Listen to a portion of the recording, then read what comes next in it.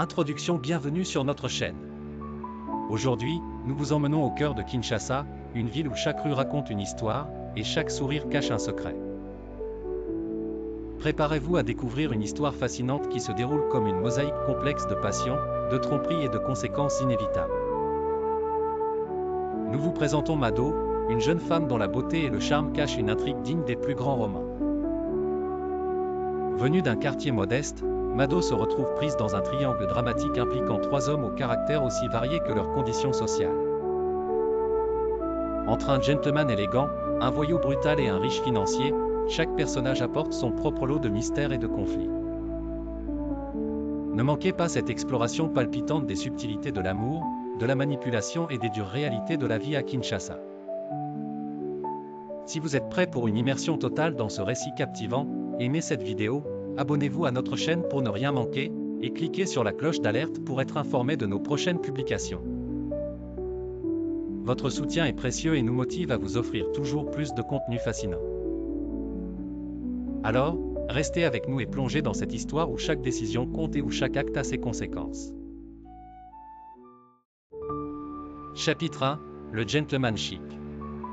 Dans le vibrant décor de Kinshasa, où chaque coin de rue est un mélange de vie urbaine et de chaleur humaine, Mado se distingue par ses choix audacieux. Le premier personnage essentiel dans son univers complexe est Gino, un jeune homme qui incarne le chic et l'élégance à l'état pur. L'élégance personnelle de Gino est l'incarnation du raffinement. Étudiant à l'université où Mado poursuit ses études, il se démarque non seulement par ses compétences académiques mais aussi par son apparence soignée et son comportement irréprochable. Toujours vêtu de manière élégante, Gino porte des vêtements bien ajustés qui soulignent son statut et sa sophistication.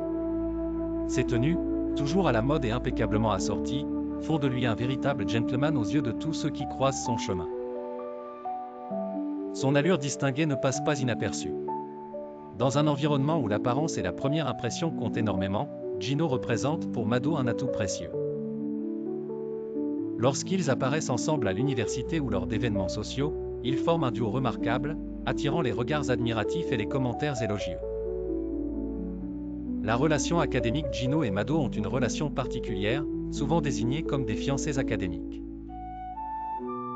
Ce terme reflète non seulement leur statut de couple officiel dans le cadre universitaire, mais aussi la manière dont leur relation est perçue par leur entourage.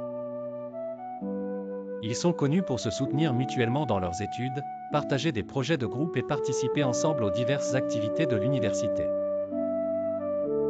Cette relation, bien qu'elle ne soit pas nécessairement romantique, est marquée par une complicité et un respect mutuel qui renforcent leur statut social. Le rôle de Gino dans la vie de Mado. Pour Mado, Gino est bien plus qu'un simple partenaire académique. Sa présence apporte une dimension de prestige et de classe à sa propre vie. Mado profite de l'aura de Gino pour se faire une place dans les cercles sociaux les plus en vue. Chaque apparition en public avec lui est une opportunité de briller par association, d'autant plus que leur relation est souvent perçue comme le signe d'une réussite sociale. La beauté masculine de Gino et son bon genre sont également des éléments clés que Mado utilise à son avantage. Que ce soit lors des fêtes universitaires, des cérémonies officielles ou même des sorties plus décontractées. Avoir Gino à ses côtés est une manière pour Mado d'afficher un certain statut social et d'attirer l'attention. Leur association publique renforce l'image de Mado comme une femme de goût et de sophistication, faisant d'elle une figure qui ne passe pas inaperçue. L'impact de la relation entre Mado et Gino est stratégique. Si Gino représente le chic et l'élégance, il est aussi un moyen pour Mado de naviguer dans les eaux complexes de sa vie sociale. En utilisant Gino comme un atout dans son entourage, Mado parvient à maintenir une façade de perfection et de réussite. Toutefois, cette relation, bien que bénéfique pour Mado sur le plan social, est également un élément clé de son réseau complexe, où chaque personnage joue un rôle crucial dans le tissage de son histoire. En conclusion, Gino est bien plus qu'un simple partenaire académique pour Mado. Il est l'incarnation de l'élégance et du prestige, et joue un rôle essentiel dans la manière dont Mado se positionne socialement. Dans le grand tableau de sa vie, Gino est une pièce maîtresse qui lui permet de briller et de se démarquer dans le monde exigeant de Kinshasa. Chapitre 2, le choc brutal. Dans le tableau vivant et complexe de la vie de Mado à Kinshasa, Pomba représente le contraste radical à Gino. Là où Gino incarne le chic et l'élégance, Pomba est le symbole de la brutalité et de la rudesse. Son rôle dans la vie de Mado est aussi crucial que déstabilisant, ajoutant une dimension de tension et de danger à l'histoire. L'apparence et le comportement de Pomba Pomba, qui réside dans le même quartier modeste que Mado, est l'antithèse complète de Gino.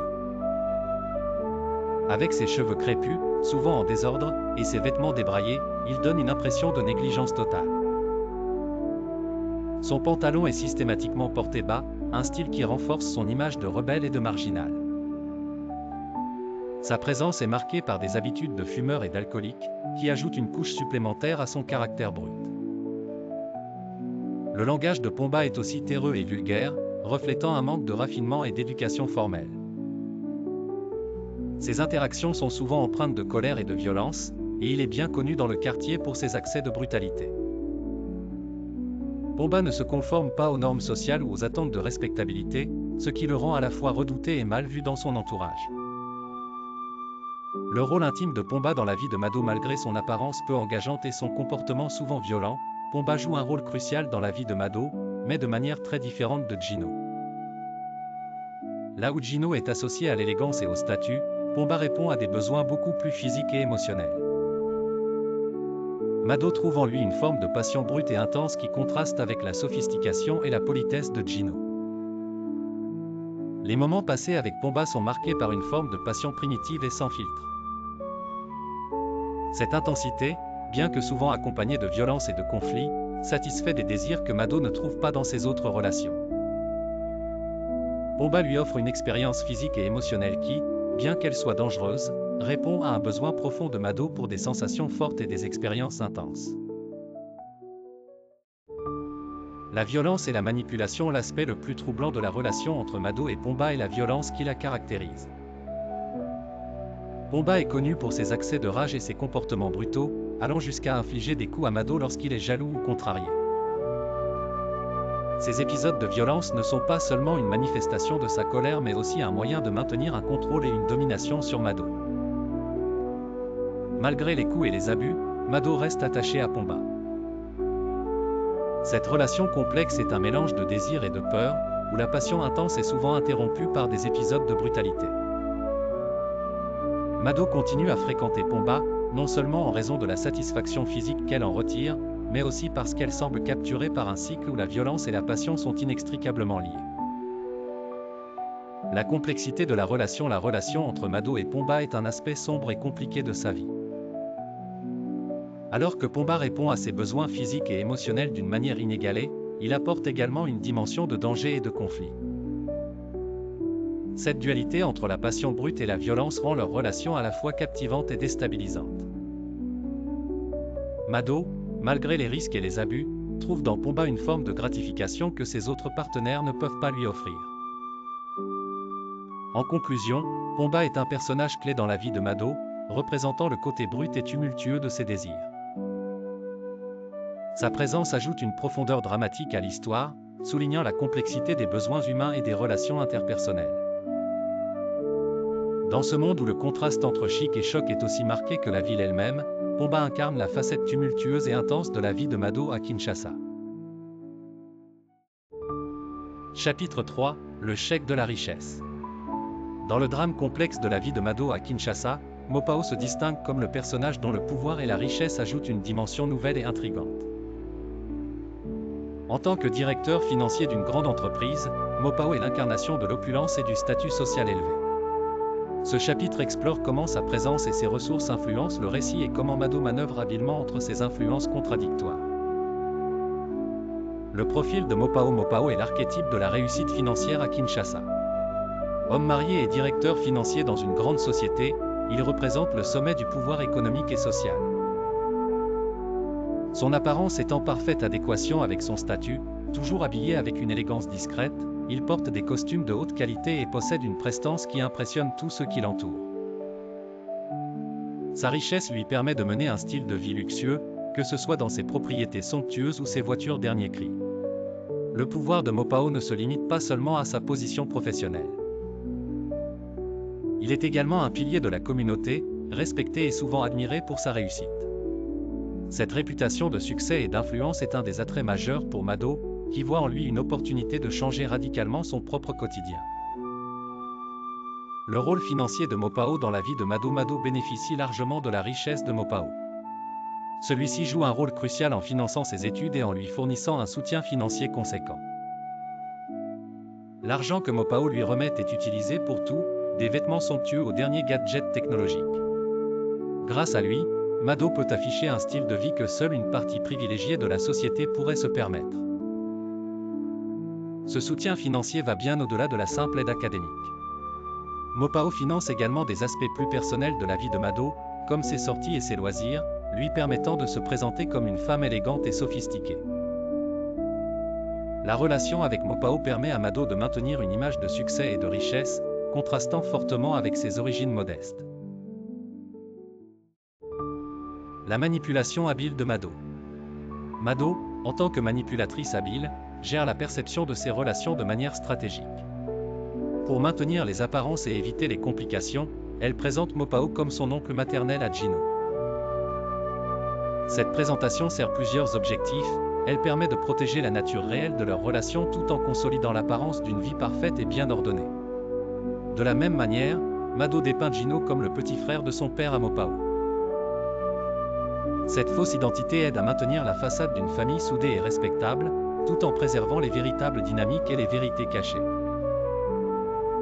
La manipulation de Mado est subtile mais efficace, utilisant chaque interaction et chaque présentation pour maximiser les avantages qu'elle tire de ses relations. La gestion discrète de Pomba. Pendant que Mado utilise les ressources de Mopao pour se faire une place dans la société, elle garde Pomba dans l'ombre. Ce choix est motivé par le désir de maintenir la façade parfaite de sa vie tout en satisfaisant ses besoins physiques avec Pomba en privé. Mado veille à ce que Pomba ne soit jamais exposé aux autres partenaires ou à la communauté plus large, gérant ses besoins et ses demandes de manière discrète. L'aspect caché de Pomba contraste fortement avec la visibilité publique de Mopao. Tandis que Mopao est un symbole de richesse et de statut, Pomba est l'expression brute et tumultueuse des désirs personnels de Mado. Cette dualité permet à Mado de jongler entre différents aspects de sa vie, en exploitant chaque relation pour ses propres bénéfices tout en évitant les conflits et les contradictions. Chapitre 4 : La chute de Mado suite à l'affrontement brutal de Pomba. Le crépuscule baignait la ville d'une lumière dorée, alors que les rues commençaient à s'animer des premiers bruits de la soirée. Les rires et les conversations des passants se mélangeaient aux doux murmures des terrasses de café. Mado, pourtant épuisé par les tensions récurrentes dans sa relation avec Pomba, avait cherché un moment de répit en passant la soirée avec Mopao, un ami proche et confident fidèle. Mopao est une figure centrale dans la vie de Mado, apportant non seulement une richesse matérielle mais aussi une opportunité de gravir les échelons sociaux. Sa contribution financière est cruciale pour le style de vie luxueux de Mado, mais elle est également le pivot autour duquel Mado construit une façade de respectabilité. En utilisant Mopao comme un chèque de la richesse tout en maintenant Pomba dans l'ombre, Mado illustre habilement les complexités et les manipulations des relations humaines dans un monde où le pouvoir, la richesse et les besoins personnels se croisent de manière souvent conflictuelle. Mopao était un homme simple mais profondément bienveillant, dont la présence avait toujours apporté un réconfort sincère à Mado. Leur amitié, pure et désintéressée, était un refuge face aux orages émotionnels que Mado vivait.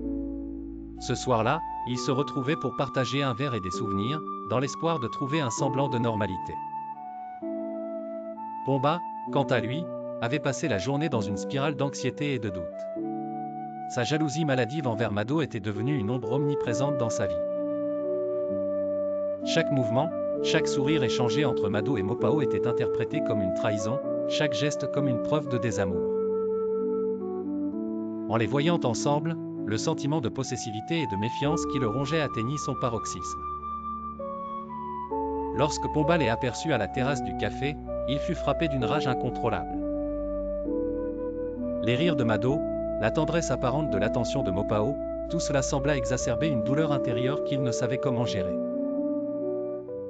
Il était devenu le spectateur malheureux de sa propre descente dans la folie. Ses pas résonnaient comme une menace lorsqu'il se dirigea vers eux, sa silhouette massive déformée par la colère. Les mots échangés furent d'abord hésitants, chargés d'une tension palpable. Mado tenta de le calmer, ses mots empreints d'une sincère tentative de comprendre et de pacifier. Mais Pomba, aveuglé par sa jalousie, ne vit que la trahison dans chaque mot, chaque regard. La situation dégénéra rapidement. Pomba, pris par un accès de rage incontrôlable, se lança dans une attaque violente contre Mopao. Les coups pleuvaient, brutaux et déchaînés, surprenant les témoins impuissants et plongeant Mado dans un état de choc et de désespoir. Mopao, pris par surprise et incapable de se défendre, fut assailli avec une violence inouïe. Les blessures étaient sévères, et son état nécessita une intervention médicale urgente. Le bruit de l'attaque attira l'attention des passants, et bientôt, des cris d'alarme et des appels à l'aide se firent entendre. Des témoins tentèrent de séparer Pomba de Mopao, mais le mal était déjà fait. Lorsque les secours arrivèrent, Mopao fut transporté d'urgence à l'hôpital. Son état était critique, et les médecins durent travailler rapidement pour stabiliser ses blessures. Le choc de l'attaque résonna non seulement dans les couloirs de l'hôpital, mais aussi dans toute la ville. La nouvelle de l'incident se répandit comme une traînée de poudre. Les détails de l'agression se transformèrent en sujet de conversation omniprésent. Les voisins, les amis et les collègues étaient tous touchés par la brutalité de l'acte et par les conséquences dévastatrices pour Mopao. La femme et la famille de Mopao, profondément outrées et bouleversées, ne purent rester silencieuses face à une telle violence. Elles déposèrent une plainte pour coups et blessures, leur douleur et leur indignation donnant un écho puissant à la gravité de l'agression. Le système judiciaire, saisi par la brutalité de l'incident et les preuves accablantes, se devait de réagir avec sévérité. La violence de l'agression sur Mopao laissa sa femme et sa famille dans un état de choc et de douleur indicible. La brutalité de l'attaque, perpétrée sans préavis et avec une telle intensité, les bouleversa profondément. Les blessures infligées à Mopao étaient non seulement physiques mais aussi émotionnelles, et l'impact de cet acte violent se répercutait dans chaque aspect de leur vie quotidienne. Lorsque la nouvelle de l'agression parvint à la famille de Mopao, elle fut accueillie avec une incrédulité mêlée de colère. La femme de Mopao, déjà angoissée par la gravité des blessures de son mari, fut terrassée par le sentiment d'impuissance face à une situation aussi injuste. Les médecins et les infirmières, en examinant Mopao à l'hôpital, décrivirent ses blessures comme sérieuses, nécessitant des soins intensifs et une période de réhabilitation incertaine. Le choc de voir son époux dans cet état, à la suite d'une attaque si violente, se transforma en une vague de révolte contre l'agresseur. La femme de Mopao, désemparée mais résolue, trouva le courage de faire entendre sa voix. Elle savait que la justice devait être saisie pour que l'auteur de cette violence soit tenu responsable de ses actes. Ensemble avec le reste de la famille, elle se rendit au poste de police pour déposer une plainte officielle. Leur démarche était empreinte de douleur et de détermination, chaque mot prononcé devant les autorités reflétant la gravité de l'agression et les conséquences dévastatrices pour leur famille. Les blessures de Mopao, à la fois physiques et psychologiques, étaient documentées avec soin, et les témoignages recueillis décrivaient l'horreur de l'incident et l'impact émotionnel sur ceux qui l'aimaient. La plainte fut enregistrée avec toute la solennité requise. L'accusation de coups et blessures fut clairement articulée, soulignant l'ampleur de la violence et les sévères répercussions sur la victime. Le dossier fut transmis au procureur, qui se chargea de préparer les charges contre Pomba. Lorsque Pomba fut arrêté, ce fut une étape cruciale dans la quête de justice pour Mopao et sa famille. Les détails de son acte violent étaient désormais examinés par la justice, et l'enquête révéla la brutalité de l'agression. Pomba, confronté aux preuves accablantes et au poids de l'opinion publique, ne put échapper à la conséquence de ses actes. Le procès qui suivit fut une épreuve éprouvante pour la famille de Mopao. Les sessions de la cour étaient marquées par des témoignages poignants, des détails déchirants sur les souffrances de Mopao, et la description de l'impact profond de l'agression sur sa vie et celle de ses proches. La douleur des victimes était palpable dans chaque déclaration, chaque intervention, et chaque réaction des membres de la famille. La condamnation de Pomba à plusieurs années de prison fut une décision lourde de sens. Elle représentait non seulement une punition pour l'agresseur mais aussi un symbole de la volonté de la justice de protéger les innocents et de punir les actes de violence. Pour Mopao et sa famille, la condamnation n'effaçait pas les blessures, mais elle apportait une forme de clôture et de reconnaissance des souffrances endurées. En fin de compte, la décision du tribunal était une victoire amère pour la famille de Mopao. Le chemin de la guérison était encore long et semé d'embûches, mais la justice avait été rendue, offrant une lueur d'espoir dans l'obscurité laissée par la violence de Pomba. Se retrouvant seule, Mado la jeune quinoise au teint brun fut confrontée à une réalité brutale et implacable. Son monde, autrefois brillant et rempli de luxe, était désormais réduit à un amas de déception et de solitude. Les illusions qu'il avait portées s'effondrèrent, et elle se retrouva face aux débris d'une vie qu'elle avait autrefois crue inébranlable. Le départ de Mopao le chic gentleman riche homme congolais et le retrait de Gino le chic étudiant congolais. Combiné à la condamnation de Pomba le choc voyou qui purgeait maintenant sa peine en prison accentuèrent la profondeur de sa désillusion. Mado la jeune dame quinoise au teint brun, maintenant démunie et isolée, fut forcée de faire face à la réalité de ses choix et à l'ampleur de ses erreurs. Ce qui avait été un monde de richesse et de pouvoir se transforma en un paysage de ruines, marqué par la déchéance et la solitude. Les jours de luxe et d'influence semblaient appartenir à un passé lointain, remplacé par une existence marquée par le regret et le naufrage personnel. Le contraste entre sa vie antérieure et sa situation actuelle était saisissant. Le pouvoir et le charme qu'il avait autrefois propulsés étaient désormais des souvenirs lointains, effacés par les réalités cruelles de ses actions passées.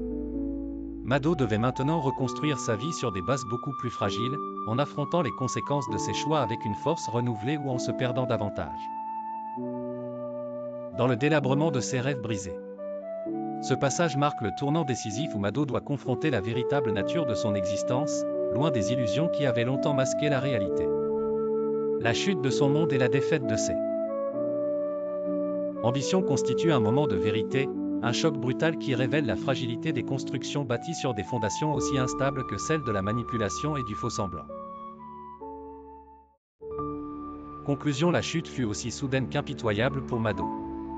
En un éclair, ses illusions de contrôle et de pouvoir se sont effondrées, laissant place à une réalité cruelle et dévastatrice. La réaction de Mopao, furieux et gravement blessé, entraîna la fin définitive de leur relation. Son retrait non seulement a mis fin au soutien financier crucial pour Mado, mais a également porté un coup sévère à son statut social. Gino, de son côté, découvrant les manipulations et tromperies de Mado, rompit également les fiançailles académiques, laissant Mado face à un autre échec amer. Se retrouvant seul, Mado se retrouve confronté à la réalité brutale de ses choix. Son monde, jadis construit sur les artifices de la richesse, du charme et de la manipulation, s'effondre autour d'elle. Le départ de Mopao, le retrait de Gino et la condamnation de Pomba, qui purge maintenant sa peine en prison, soulignent l'ampleur de sa désillusion. Ce qui était une vie de luxe et de pouvoir est désormais réduit à un amas de déception et de solitude. Cette histoire est une leçon de vie puissante. Dans le jeu complexe des relations humaines, la tromperie peut sembler une voie rapide vers la satisfaction, mais elle conduit souvent à une solitude inévitable. Nous espérons que cette plongée dans l'histoire de Mado vous a captivé et vous a offert une perspective nouvelle sur les complexités des relations humaines. Si vous avez aimé cette vidéo, n'oubliez pas de la liker, de vous abonner à notre chaîne pour ne manquer aucun de nos futurs contenus, et de cliquer sur la cloche d'alerte pour être informé de nos prochaines publications. Restez connectés pour découvrir notre prochaine vidéo, qui vous plongera dans une autre histoire vraie fascinante de Kinshasa. Merci de votre soutien et à bientôt pour une nouvelle aventure.